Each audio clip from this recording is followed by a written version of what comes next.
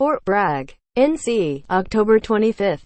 Fomer Navy SEAL Petty Officer James Hatch, second from left, walks his dog with legal counsel and friends into the Ft. Bragg Military Courthouse to give testimony against U.S. Army Sergeant Robert Bowdrie Bowe Bergdahl. On October 25, 2017 in Ft. Bragg, North Carolina, Hatch was shot in his right leg during the search in Afghanistan for Bergdahl. In the weeks after U.S. Army Sergeant Bowe Bergdahl walked off his remote post in Afghanistan in June 2009. The service members who searched for him carried out risky rescue attempts and endured harsh living conditions. They testified on Wednesday. Bergdahl had been captured by the Taliban, and the army knew it had to act fast before he was taken across the border to Pakistan. Colonel Clinton Baker, his battalion commander, said at Bergdahl's sentencing hearing at North Carolina's Fort Bragg, soldiers took direct fire and attacks from improvised explosive devices every day in the first 6 weeks of the search. Baker said, fresh socks and T-shirts were flown to one unit whose clothes rotted off during a 37-day mission. The only time you slept was when you couldn't stay conscious anymore. Baker said, everybody was out looking. That was it. We were tapped out. Last week, Bergdahl, 31, pleaded guilty to desertion and misbehavior before the enemy.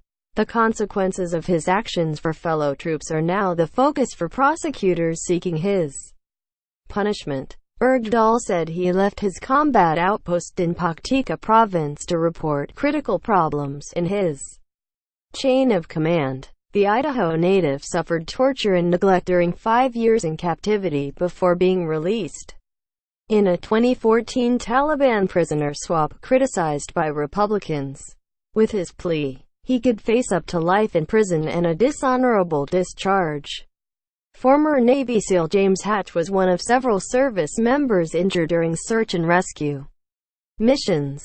Prosecutors said. He testified on Wednesday that he has had 18 medical procedures to repair the damage to his leg after being shot by an enemy fighter's AK-47 during a July 2009 raid. A military dog named Remco died during that effort.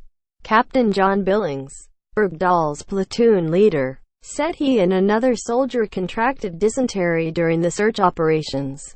Imagine putting yourself on the side of a mountain with little water, little sleep, little chow, having not showered in 10 days, and not knowing when you're going to get to talk to your family next. Billings said, that's about what it was like. Statements by President Donald Trump loom over the case. The soldiers' defense attorneys say the Republican, who is a candidate, referred to Bergdahl as a no-good traitor who should have been executed, has unlawfully influenced the proceedings. At a press conference last week on the day of Bergdahl's guilty plea, Trump said he could not talk about the case, then added, but I think people have heard my comments in the past. The defense says Bergdahl should be spared prison time because of the president's criticism. Army Colonel Jeffrey Nance, the military judge in the case, said in court on Wednesday that he was still considering the defense motion. The sentencing proceedings resume on Thursday. Reporting by Greg LaCour. Writing by Colleen Jenkins. Editing by Andrew Hay and Cynthia Osterman.